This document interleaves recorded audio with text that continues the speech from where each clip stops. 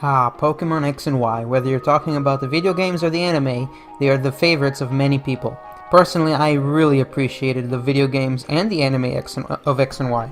But what I'm here to talk about today is something that very few people have noticed, and that's in Generation 6, whether you're talking about the video games, including ORAS, not just X and Y, or the anime, that there has been a lot of foreshadowing of Generation 7.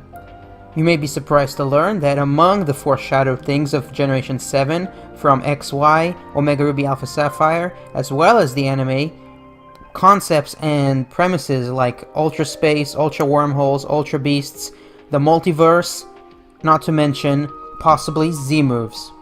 Now, if you don't know what I'm talking about, you don't remember there being Ultra Space, or Ultra Wormholes, or Ultra Beasts, or a Multiverse mentioned, or even Z-moves in any of the things I mentioned, but I'm going to prove to you that you haven't been paying attention, because if you look in the video games XY and Omega Ruby Alpha Sapphire, as well as the XY and XYZ anime, you'll find many hints that the creators of Pokemon, both in the video games of Sun and Moon and the anime of Sun and Moon, have been either experimenting with these premises or intentionally hinting them ahead of time.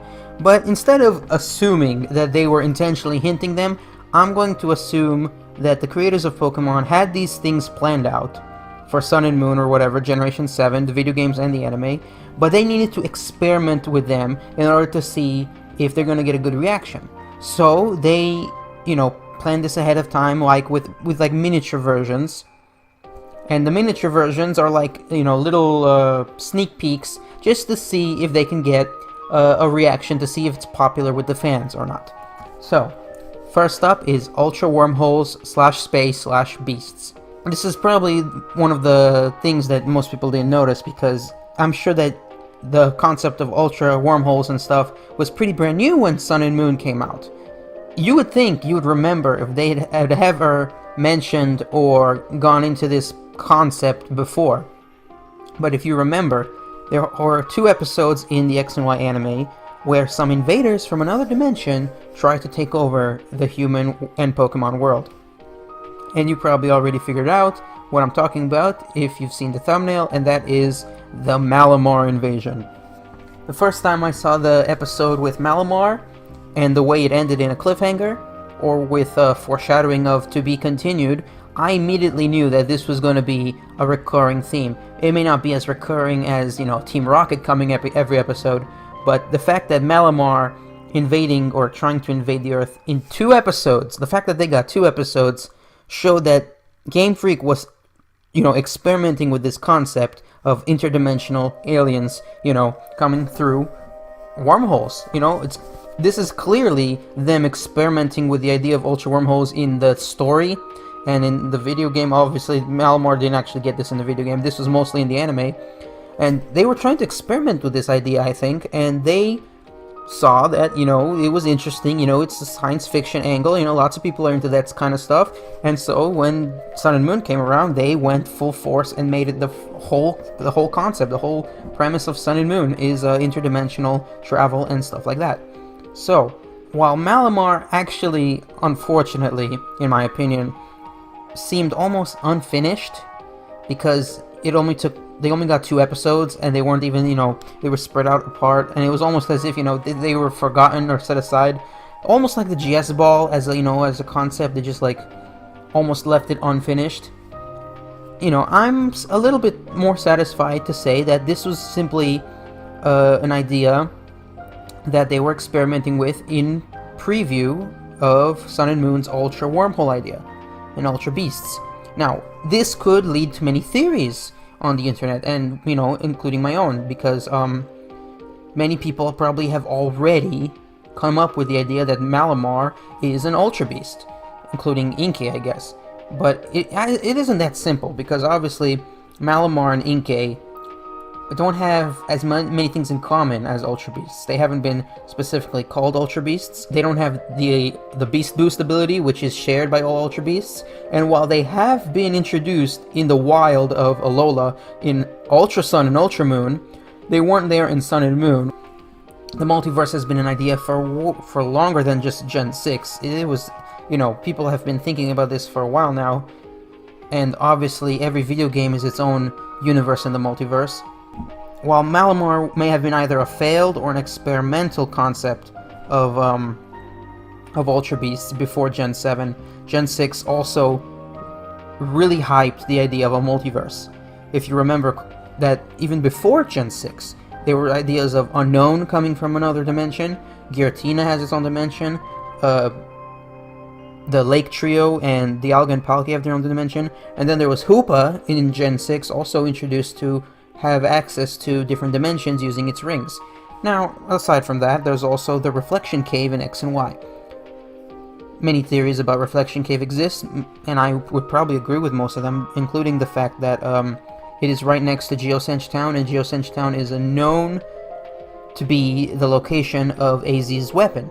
And AZ's weapon is theorized to have been so powerful that when it crashed right next to Geosenge Town, ending the war by killing thousands of lives, its energy, while also probably, it's theorized that its radiation created Megastones, as well as mutated a Diancie from a Carbink. It also is possible that the radiation tore the, fabric of space and time where Reflection Cave is today. And Reflection Cave is known to be full of mirrors, which in an episode of the anime, which was, a very interesting episode plot and lore-wise, is said to, in legends and also confirmed, that every single mirror in that cave leads to a different alternate dimension. And in that episode of the anime, if you remember, Ash actually traveled to that alternate dimension where everyone had a different personality, the sky was a different color, every single thing was a different shade, and everything was like the same but different, Your classic, mirror universe stuff. Star Trek did it decades ago, and we all know how popular that is with the fans. So, even if the tear in space and time, which leads to all those portals to all the other dimensions, wasn't caused by the, AZ's Infinity Weapon, which it's almost kind of obvious that it was, Sun and Moon grabbed onto this idea and pushed it up to 11. It is almost as if Generation 6 was experimenting with this idea, foreshadowing that Generation 7 was going to, really take advantage of this. So, in Sun and Moon, there's Ultra Wormholes, which lead to Ultra Space, and then in Ultra Sun, Ultra Moon, furthermore, it was explored that it doesn't just lead to Ultra Space, and in Sun and Moon as well, it leads to opposite dimensions. So at the end of Sun and Moon, or maybe Ultra Sun, Ultra Moon, your character can actually travel to the opposite game. You can travel between the Sun world and the Moon world. Not that it makes that much of a difference. But it's just interesting. But I'm not just talking about an episode in the XY anime, I'm also talking about the video games, especially Omega Ruby and Alpha Sapphire. One great part of Omega Ruby Alpha Sapphire was the Delta episode where Zinnia confirms that the timeline is a multiverse and that the video games each is a different universe in the multiverse, with Ruby and Sapphire being one of the worlds without Mega Evolution, while Omega Ruby and Alpha Sapphire being a world with Mega Evolution, with the timeline splitting mostly from, again, the Kalos War about 3,000 years ago. And Zinnia confirmed this, and many people were excited about this, because they've been kind of hinting at this for a while, and, well, Generation 6, set new standards for when it came to these ideas of ultra space and, interdimensional beings and a multiverse. But Generation 7 took it a step further by, confirming it even more than Zinnia ever did in ORAS, in Omega Ruby Alpha Sapphire, with stuff like Ultra Megalopolis and Necrozma, and there being, lots of different planets with Pokemon from our planet on them, and it's so confusing and great and really popular with the fans. It's also interesting to note that another reference to Gen 6 and Gen 7 was Dexiosina and Zygarde with that side quest. That was really the opposite of what I'm trying to say. Like, instead of foreshadowing, it was just like, a reference. But it is interesting to note that while Zygarde was introduced in Gen 6, it wasn't fully explored until Gen 7 with its new forms. And finally, the thing that inspired me to make this video in the first place is not that Gen 6 inspired or foreshadowed or was just an experimental phase for Ultra Space or the Multiverse, but rather for Z moves. Now this is actually my weakest argument. I admit there's not much to go on, but when Z moves were first introduced, when Sun and Moon came out a while back, I remembered something back from the Kalos League at the end of X, Y, and Z, the anime specifically. And while Gen 6 is famous for introducing Mega Evolution and Gen 7 is famous for introducing Z moves, it's almost as if when I first saw Z moves that I seen it before, and it took me months or maybe even a year to find what it reminded me of. But then I finally figured it out. And this is just a theory, mind you. I'm not actually saying this is correct. It's just something for you to consider, and it is up to you to decide if I'm right or wrong. And that is that Ash-Greninja potentially used the Z move right before it lost in the final round of the Kalos League against Alon's Mega Charizard. What do you think? The way that Ash-Greninja used that final Water Shuriken, it looked different, it looked powerful, it scared Alon into like ordering a Blast Burn. It was epic. It was one of the greatest moments of the Pokemon anime in many years, because X and Y was something special. It has something that Sun and Moon doesn't. While I love Sun and Moon, X and Y still continues to be the most popular saga of Pokemon just because of its unique and epic animation and storylines. While Sun and Moon has lots of special things, it doesn't yet have that, even though ironically Sun and Moon is full of Z moves, and they are epic, and I'm a fan of Z moves, and I want more Z moves, but like, is it possible, if you'd bear with me, that Ash-Greninja was the one who used Z moves first without realizing it? Think about it. Ash-Greninja isn't a Mega Evolution, even though it is similar to Mega Evolution.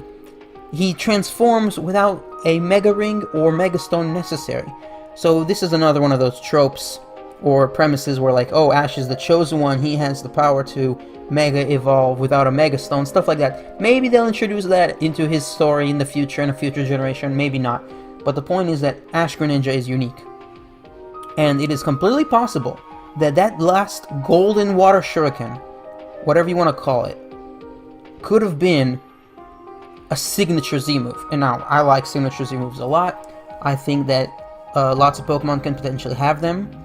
I'm really satisfied with like like how personal they are, being, you know, exclusive Z moves.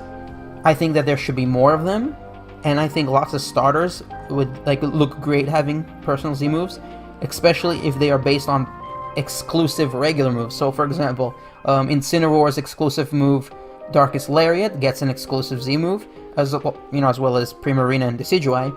And while not every Pokemon, let alone starter Pokemon, has a signature move, I think that in the future all starters will slowly get exclusive moves, and those moves will get exclusive Z move versions, just like the starters of Alola. Now Greninja, of course, we know doesn't have an exclusive Z move, but what if Ash used it already before we even knew Z moves was a thing, back at the end of X and Y? You could call it Ultimate Water Shuriken, or, and this is a favorite of mine, Omega Water Shuriken. I got that idea from someone on YouTube. I didn't come up with it myself, but what do you guys think? Maybe Ultimate Water Shuriken, Omega Water Shuriken, or maybe something, you know, like Gold Shuriken. I don't know, something cool. Personally, I think Omega Water Shuriken sounds cool, but whatever. Obviously, it wasn't confirmed to be a Z move, and I may be just, you know, being a giddy fanboy, but if they decide to confirm this in some way or another, maybe they'll take advantage of this in a future generation. Maybe more starters will get Z moves, or at the very least personal moves, because Generation 6 again foreshadowed this. Mystical Fire was intended to be the personal exclusive move of Delphox, but then didn't they go and give it to like another Pokemon? And then there was Spiky Shield, which isn't even an offensive move, so that was kind of like a fail. It's almost as if they weren't ready, they weren't sure what they were doing. And then of course there was Ash-Greninja's personal move, Water Shuriken, which they went and gave to another Pokemon. I believe it was Excelgor. So I'm a little upset that they went and gave exclusive starter moves to other Pokemon, or didn't even give them one in Chestnut's case. But when Generation 7 came around, they took that failed idea that they were experimenting with, and they perfected it. When it comes to exclusive moves, I think Sun and Moon perfected it, and the Z moves are also really good. So more Z moves in the future is a must. And personally, I'm just of the opinion that Generation 6, whether you're talking about XY or ORAS or the anime, foreshadowed lots of things from the Sun and Moon games and anime. And I repeat, they foreshadowed Ultra Wormholes, like Malamar. They foreshadowed Multiverse, like Zinnia in the Delta episode. And maybe, maybe not, they foreshadowed Z moves, even if it was just in the animation of that episode in the anime. Maybe the animation was all it is, and they were never actually hinting that they're gonna give Greninja a personal Z move. Or maybe they will do it in the future, and it's only for Ash-Greninja, but not all Greninja. Or maybe Ash-Greninja and all Greninja will get different exclusive Z moves, just like how Pikachu has an exclusive Z move, but Ash Cap Pikachu has its own exclusive Z moves. Because I think Ash-Greninja and Ash Cap Pikachu are going in the same direction when it comes to that kind of concept. So yeah, what do you guys think? Am I just, making stuff up? Am I, I think I'm on the ball here. I think I'm in the right direction. Obviously, the Malamar was hinting for Ultra Space and Ultra Beasts. Obviously, the multiverse of Ultra Space and Ultra Megalopolis and alternate video games was hinted, not just in ORAS, but way before that, whether you're talking about the dimensions of, Dialga, Palkia, and Giratina, but also especially in the Delta episode. And maybe even the Omega Water Shuriken was a personal Z move of Ash-Greninja. Or maybe they were just, playing around with the idea, and that's what gave them the idea of Z moves in Sun and Moon. Of course, I'm sure they didn't get the idea just from creating that cool move, because every single video game is planned years in advance. So they knew what Z moves were long before they made that episode where Ash-Greninja used that golden water shuriken. So they know what they're doing. They know what they're doing. This isn't an accident, and this isn't a coincidence. And I'm really excited to see what else they'll come up with in the future. And for all we know, Generation 8 has been heavily foreshadowed in Generation 7, and we just won't know until it already happened. So stay tuned, and we'll see if I can make more videos like this in the future. Thank you guys for watching. Please like and subscribe. Tell me what you think down below in the comments. Don't forget to share with a friend and hit that notification bell. And check out my channel for more videos like this. And thanks again for supporting the channel. I'll see you guys next time.